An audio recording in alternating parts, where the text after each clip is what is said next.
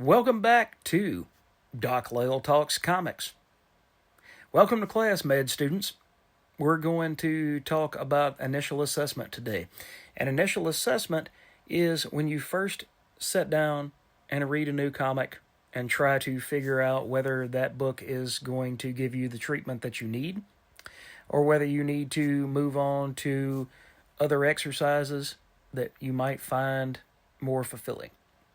Okay, so let's look at the first book, which is going to be SilverHawks Diamond Entertainment, or Dynamite Entertainment, not Diamond Entertainment. Okay, so SilverHawks by Ed Brisson with art by George Kambadais. I'm not as familiar with this set of cartoon characters as I am with G.I. Joe, Transformers, or some of the other characters that were in the 80s. But the main thing is you have kind of a gang lord named Monstar, and you have this team of cybernetically enhanced characters called the SilverHawks that were always there to stop his evil plans from succeeding. And he's been in prison for 150 years, something like that. So you see that all of a sudden there's a breakout in this penal colony. And when there's a breakout, spoilers, Monstar breaks free. He's one of the prisoners that breaks free.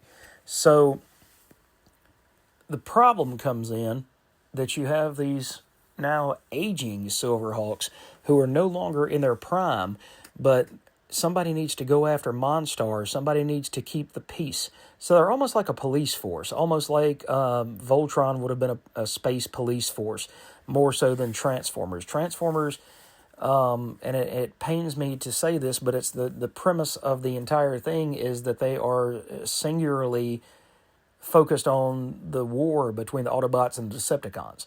They're not focused on Orion Pax or Optimus Prime becoming a Green Lantern with a metal body to go be a space cop.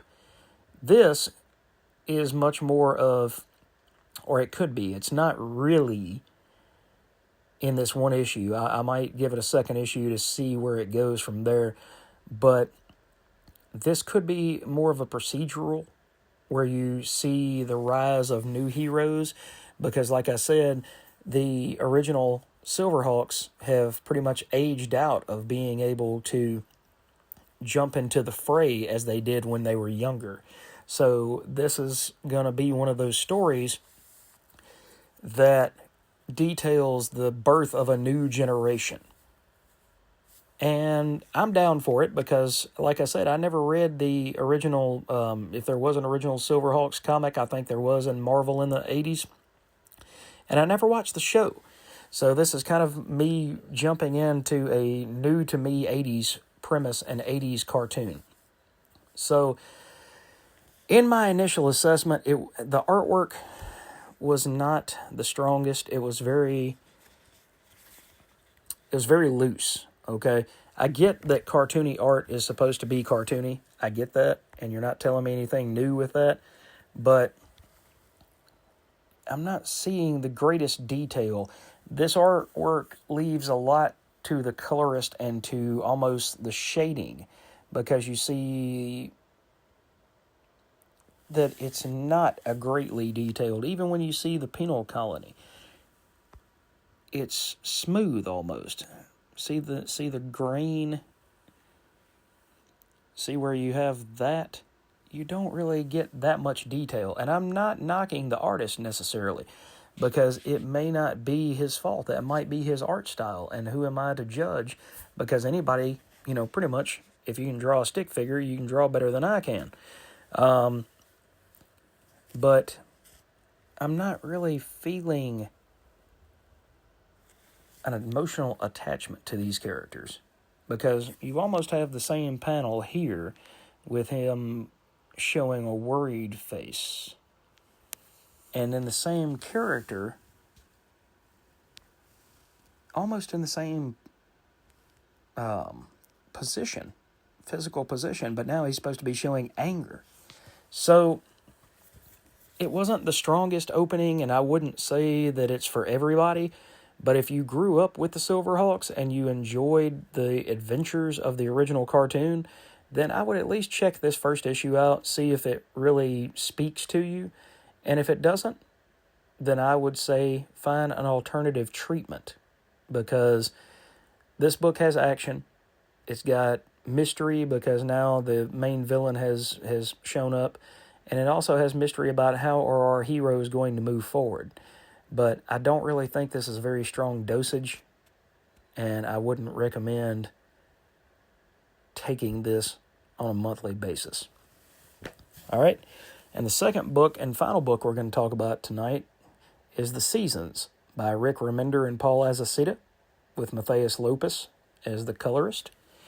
And I read at the back of the book that Rick and Paul wanted to bring a book that almost brought back those feelings of Winsor McCay, brought back those feelings of the early 1920s cartoonists, and I think they really made a love letter to that.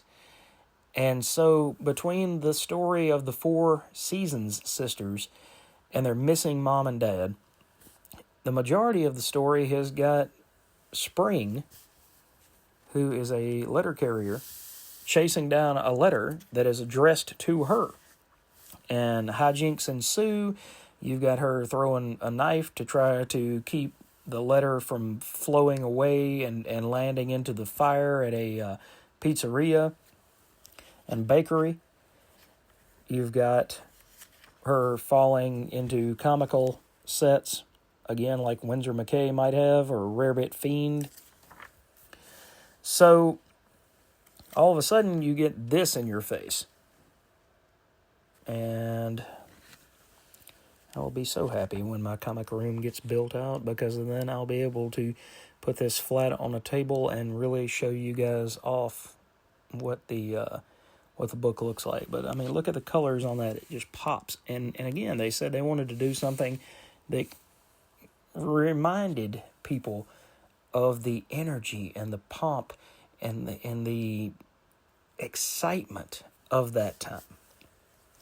But at the same time, you have the four sisters who are in trouble, but they're also trying to find what happened to their mom and their dad. So it starts out simply enough as that. And there's not really much more to this first issue. First issue, you really get to learn about Spring, and you get to learn about her relationship with her sisters. So I really, really enjoyed this, though. Regardless of it not being the most depth-ridden as far as an opening kind of like the Autumn Kingdom from Cullen Bunn a couple months ago, that really just started off John Wick-like. This did, but more in a comical tone, and that's fine. That's fine. I enjoy those kind of books, and I enjoy that comical tone.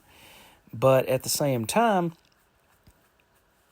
is everybody gonna, I'm kind of an old soul, okay? My wife and I have got like 4,500 records. That stuff goes back from the 1920s all the way to, I've got a copy of The Weeknd's new album coming on vinyl, in this coming week. So we listen to a little bit of everything, and so we both appreciate things that are Art Deco. We both appreciate things that are older and Victorian. So we both would probably like this book, and this would be, after the initial assessment, this would be the treatment that we would both enjoy. This would be something that she would enjoy as well as I did. It's not for everybody, but if you have that kind of retro vibe to you, if you enjoy things that seem out of place and out of time, but not for the wrong reasons, but instead for the right reasons, then I would definitely say that this book passes the test and that you should check out the entire, I believe it's a 6-issue miniseries. So I would definitely say to check those issues out and make sure that you get a dose of the seasons each and every month until the book finishes. Okay, guys, that is my initial assessment on these two books. What did you think about them? Did you pick them up at the comic shop this week? Did you give SilverHawks a try because you remember them from the 80s? Did you try the Rick Remender book, The Seasons, because you like Rick Remender and the work that he's doing on The Sacrificers and some of the other books that he's working on, like the Tin Can Society and some of the other Giant Generator books? Let me know, and let's talk about it in the comments below here. And that's all I got for you guys tonight. So I hope that you enjoyed this, and we'll see you next time.